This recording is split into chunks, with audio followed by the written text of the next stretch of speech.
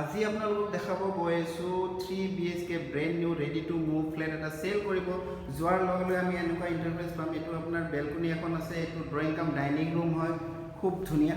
আৰু ইয়াতে বেচিন এটা দেখিছে, এইটো আপোনাৰ কিটচেন হয়, চাই লওক চিম্পল কিটচেন হয়। আৰু এইটো এটা বেডৰুম হয়, চাই লওক। এইফালে আপোনাৰ দেখিছে ফ্ৰণ্ট চাইডে এইটো আপোনাৰ কমন ৱাছৰুম হয়, আৰু এইটো এটা বেডৰুম হয়, ধুনীয়া বেডৰুম। সেইফালে বেলকনি এখন আছে, এইটো মাষ্টাৰ বেডৰুম হয়, মাষ্টাৰ বেডৰুম চাই লওক। আৰু এইটো মাষ্টাৰ বেডৰুমৰ ৱাছৰুম, আৰু এইফালে এটা বেলকনি আছে। টোটেল আপোনাৰ 3খন বেলকনি পাব এই ফ্লেটটোত, 3খন বেলকনি পাব।